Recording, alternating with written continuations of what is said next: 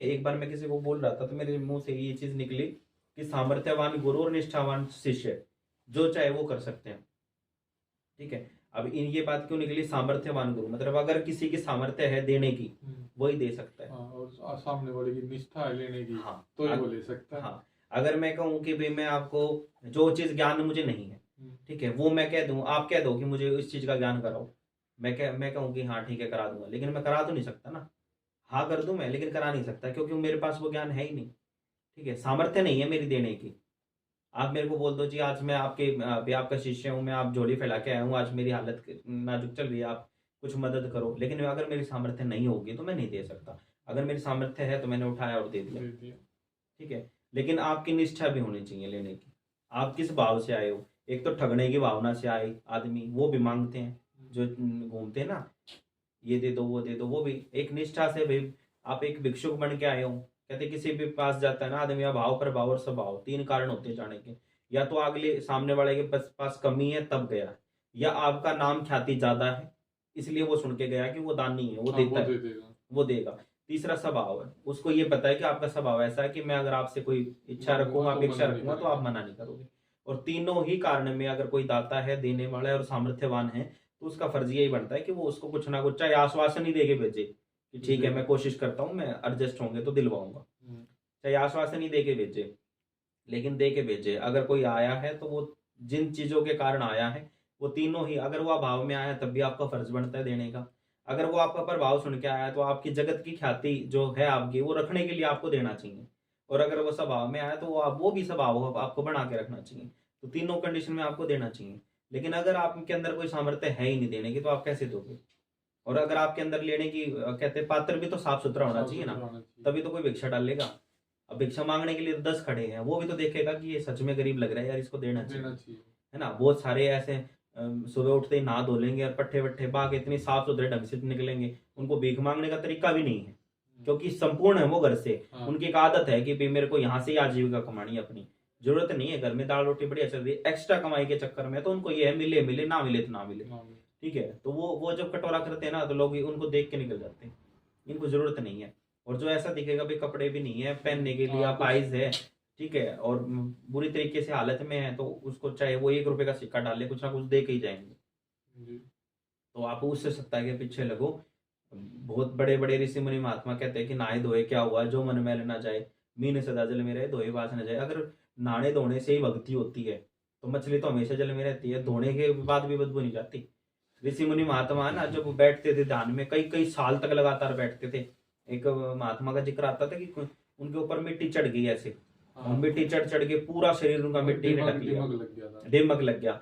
और उनकी जो आंखें थी ना वो चमक रही वो थी चमक बस। रही थी। और राजा में बताते, कोई मेरे को नाम ध्यान नहीं आ रहा उनका, हाँ, मेरे को भी तो ध्यान नहीं आ रहा। उन्होंने ना वो ये समझ लिया कि ये कोई चमकती हुई चीज क्या ठीक है। है, वो उन्होंने फोड़ दी थी। वाक फोड़ दी हाँ, उन्होंने, उससे खून निकलने खून लग गया। निकला उनसे। तो ऐसे भी ऋषि मुनि महात्मा, उनको यही नहीं पता अपने शरीर का कि वो शरीर गल गया, कट गया, क्या हुआ क्या नहीं, कई कई साल तक तप में बैठे हैं। शरीर की सामर्थ्य बढ़ गई उनकी। जब वो भोग प्रसाद पे चलते थे ना, जब वो भोजन करते थे, पानी पीते थे, है ना, सब कुछ लेते थे, पंच तत्वों से शरीर बना है, 5 महाभूत है, 5 ही देवता हैं, और पंच तत्वों में मिल जाना है। कौन कौन से हैं? आकाश, अग्नि, वायु, जल और पृथ्वी। ये 5 तत्व है, इन्हीं में मिल जाना है। जब शरीर की अंतिम क्रिया होती है, शरीर को मिट्टी क्यों बोलते हैं? क्योंकि पृथ्वी तत्व से बना हुआ है। जो भी पृथ्वी से उपजाऊ जो चीजें होती हैं उनको हम खाते हैं, उनसे ही ये शरीर का निर्माण होता है। जब चेतन अवस्था जो होती है आत्मा की होती है। ठीक है, और जब मतलब हिंदू धर्म में जो है कि भाई उनका अंतिम संस्कार जो होता है उनको अग्नि के हवाले उनको छोड़ा जाता है, अग्नि के उनको समर्पित किया।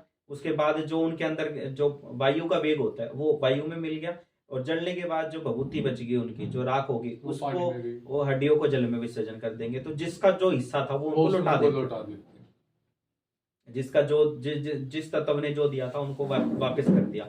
अब उनका मतलब इस संसार में कुछ नहीं बचा। कहते हैं नहीं वो मिट्टी में मिल गया जी, मिट्टी से पैदा हुआ मिट्टी में मिल गया। तो किस चीज का एक अकड़ है, किस चीज का घमंड है? कुछ भी नहीं है। क्या शरीर है? माटी का पुतला, माटी में मिल जाना है। और ये फूक है, ये भी नहीं पता कब निकलेगी, ये जिस दिन निकलेगी उसी दिन खत्म। तो जब तक है, जब तक एक ऐसी सच्चा जो सत्ता है उसको उसके नजदीक तो जाओ कम से कम। जैसे सूर्य है, उसके आप जितनी नजदीक जाओगे आपको ऊर्जा उतनी ज्यादा महसूस होने लग जाएगी, गर्मी ज्यादा महसूस होने लग जाएगी। और जैसे हवन कुंड है कोई या धूना है, आप उसके नजदीक ही बैठो जाके, आपको अग्नि का तेज महसूस होने लग जाएगा। आप गंगा जी के नजदीक से भी निकलोगे ना, ठंडक महसूस होने लग जाएगी। वो उस टाइम पे आप गर्मी में भी जाओगे ना आप गंगा जी के नजदीक, तो आपको ठंड लगने लग ठंड जाएगी। लगेगी। वो ठंड है नहीं, इन्वायरमेंटल ठंड नहीं है, ठंड का जो मौसम नहीं है। लेकिन जो गंगा जी है उनका स्वभाव है स्वभाव है। शीतल स्वभाव है, और उनके अंदर इतनी ज्यादा ऊर्जा है, ठंडक की जो शीतलता की इतनी ज्यादा ऊर्जा है कि वो ऊर्जा बखेर रही है, उसके संपर्क में जो भी आएगा उसको ठंड लगने लग जाएगी। ये उनका ओरा भी कह सकते हो आप, उनकी ऊर्जा भी कह सकते हो। तो उसी प्रकार से जो पॉजिटिव इंसान है, जैसे अगर कोई भगत है, कोई साधक है, कोई संत है, उन्होंने जीवन भर तप कर रखे हैं, जप कर रखे हैं, या किसी प्रकार की सिद्धियां कर रखे हैं, अनुष्ठान कर रखे हैं, तो आप कुछ मत बोलो, खास बस उनके पास जाके बैठ जाओ। उनकी ऊर्जा इतनी ज्यादा हो जाती है कि उनकी ऊर्जा प्रवाह करनी शुरू हो जाती है, वो धीरे धीरे उनकी ऊर्जा उनके शरीर से निकल रही होती है। तो जो उसके नजदीक नजदीक बैठेंगे ना, उनके ऊपर भी उस ऊर्जा का इतना प्रभाव पड़ेगा कि जो शक्तियां हैं, कुछ अदृश्य शक्तियां, उनके शिष्यों का, उनके पास आने वाली संगत का, वो ऐसे मतलब आंशिक रूप से उनका साथ देना शुरू कर देती है कि उनको खुद भी नहीं पता लगता। जैसे अगर पानी का मटका है, उसमें आप पानी डाल रहे हो, पानी डालते जा रहे हो, डालते जा रहे हो, और वो एक टाइम ऐसा आएगा कि पानी का मटका पूरा फुल हो गया, तो उसका जो फ्लो है वो बाहर की तरफ स्टार्ट हो जाएगा। तो उस मटके को अब उससे ज्यादा कैपेसिटी नहीं है। एक शरीर की भी एक सामर्थ्य है कि भाई इतना ही मैं ज्ञान, इतनी शक्ति ही स्टोर कर सकता हूँ, इससे ज्यादा शक्ति स्टोर करेंगे तो शरीर फट जाएगा। ठीक है, इतनी शक्ति मैंने स्टोर कर ली, अब जो शक्ति है वो मेरे रंध्रों से भी बाहर निकलनी स्टार्ट हो गई। अब एक महात्मा बताते हैं उनका कि उनका जैसे शरीर जलाया गया ना, तो जब जो अग्नि निकल रही थी ना, उसमें से भी एक ऐसी साउंड निकल रही थी जैसे ये राम राम राम ऐसी आवाज आ रही थी। तो वो कह रहे कि ऐसा क्या है कि इन्होंने इतना जप, इतना तप कर रखा है, राम के नाम का इतना भजन कर रखा है कि इनके अंदर जो है ना, कण कण में राम, कण कण में राम बसे हुए। उनकी जब अंतिम यात्रा पूरी हो गई, उनका संस्कार हो गया, तो जो हड्डियां उठाई ना, वो हड्डी जो थी ना, उनको भी अगर कान पे लगा के सुनो तो उनके अंदर से एक वाइब्रेशन थी, और वो वाइब्रेशन भी राम राम बोल रही थी। तो इतना ज्यादा भजन हो जाता है, तो उनकी ऊर्जा जो है वो प्रभावी करती है। और बहुत सारी चीजें, भूत प्रेत, ये जिन मशान, ये अगर आप देखो तो कुछ नहीं होते, लेकिन अगर आप इनको प्रैक्टिकली सोचो तो बहुत कुछ होते हैं। और ये चीजें आपको मतलब प्रत्यक्ष भी हो जाती हैं। देखने वाला चाहिए ना, दृष्टि चाहिए उस लेवल की। अब आप कोई मान ली एक आंख से अंधा है, या जिसको कम दिखाई देता है, रतौंधी है, रात को नहीं दिखाई देता, आप उसको बोलो कि रात को ये काम करना, वो कर पाएगा? नहीं कर पाएगा। जब आपके पास नॉर्मल आंखें हैं और आपको देखने के लिए हम वो चीजें कह रहे हैं जो अदृश्य शक्तियां हैं, उनको देखो, जो एक नॉर्मल इंसान को दिखाई ही नहीं देती, वो चीज आपको कैसे दिखेंगे? इसका प्रत्यक्ष प्रमाण गीता के अंदर आता है। जब भगवान ने विराट स्वरूप धारण किया अपना, तो अर्जुन को बोला कि मेरे स्वरूप के दर्शन करो। तो अर्जुन कह रहा है कि मेरे को तो कुछ दिखाई नहीं दे रहा, मेरे को तो ऐसे ही माधव खड़े दिखाई दे रहे हैं, विराट स्वरूप कहाँ है? तो कहता है कि नहीं, तेरी गलती नहीं है, तेरे पास वो दृष्टि है ही नहीं जो मेरे को देख पाए। ठीक है, तो पहले मैं तुझे दिव्य दृष्टि देता हूँ। तो उन्होंने दिव्य दृष्टि दी, तब उन्होंने विराट स्वरूप का दर्शन किया। तो दिव्य दृष्टि नहीं होगी जब तक हम उन चीजों को कैसे देख पाएंगे? और जो ये शक्तियां आती हैं, या माँ का वेग आता है, ये शक्ति जब हमारे अंदर जाके उन जो हमारी दिव्य दृष्टि उनको खोलती हैं, तभी तो वो दिव्य दृष्टि जब प्रकट होती है, तभी तो वो हमें इनके दर्शन कराती है। और इंसान शरीर के अंदर रहते हुए नॉर्मल आंखों से हम देख नहीं पा रहे, लेकिन जो हमारी सेंसेशन है ना, जो हमारी त्वचा बहुत जल्दी सेंस करती है, ये चीज ऐसी है कि हम, ये चीज हमारी बची हुई है।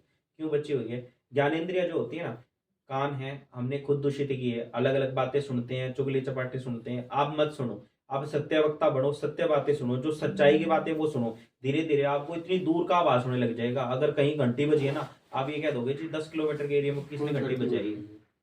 कान की ऊर्जा बढ़ जाएगी सूंघने की। आप गलत चीजें मत सूंघो, फूलों की सुगंध लो, लौंग है, इलायची है, अच्छी अच्छी चीजों की सुगंध लो। कहीं धूप जल रही है, जो जल रही है, उनकी सुगंध लो। आप 10 20 50 सुगंधों को ना, मतलब बिल्कुल माइंड में बिठा लो कि भाई ये सुगंध तो इस चीज क्या है। बिल्कुल मैं 100% गारंटी से कह सकता हूँ, आपको 20 किलोमीटर 30 किलोमीटर की रेंज में भी अगर कहीं भोग बन रहा है, प्रसाद बन रहा है, तो आपको खुशबू आ जाएगी। आप दूर से, ये सारा साइंस ही है। आप ये सोचो कि शक्तियों का कारण होता है, वो जो शक्ति होती है ना, वो हमारे अंदर ही क्रिएट होती है। भोजन हमने अंदर लिया, अंदर अंदर उसमें भोजन की जो जो भी एक्टिविटी होती है वो सारी अंदर ही होती है। उसको खून को कहाँ भेजना है, पानी को कहाँ भेजना है, जो आपने खाना खाया वो कहाँ जाएगा, वो डिस्ट्रॉय कैसे होगा, सब कुछ अंदर अंदर ही है।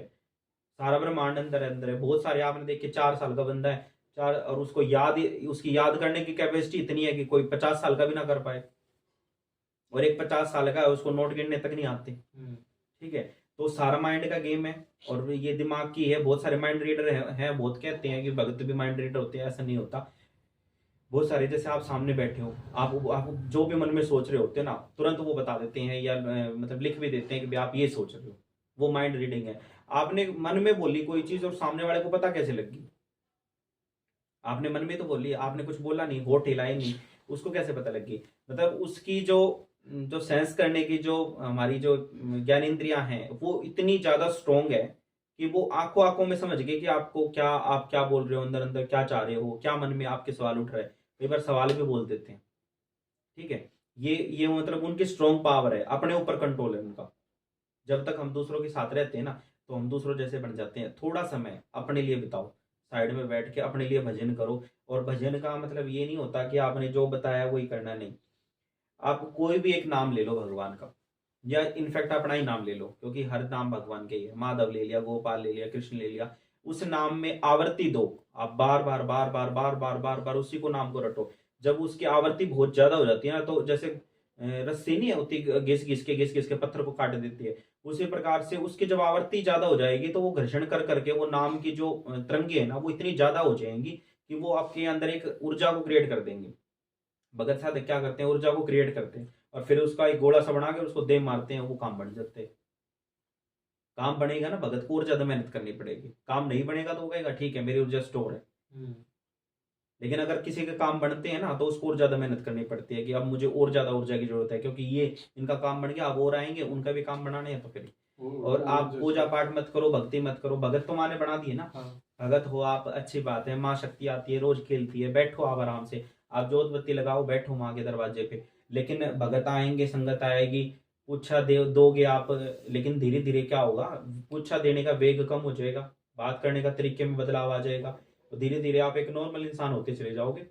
और जो भी भगत साधक हैं वो भी धीरे धीरे कम हो जाएंगे, क्योंकि जो बातें आप बता रहे हो उनको वो समझ में नहीं आएंगी, आपका कोई प्रभाव नहीं पड़ेगा उनके ऊपर। और जो बातें आपने उनको समझाई वो उनको समझ में भी नहीं आई, और ना उसमें कोई ज्यादा बातें सच थी। मतलब 2 सच निकलेंगे, 10 झूठ निकलेंगे, क्योंकि जिस पूजा पाठ के तप के बल पे आप बता पा रहे थे ना, वो चीज तो आपने छोड़ दी। अब शरीर है, आप रोटी खाना छोड़ दो, कितने दिन साथ देगा? 10 दिन, 20 दिन, महीना। एक थे इधर, उन्होंने 41 दिन का 47 दिन का कोई आमरण अनशन किया था, खत्म हो गई 47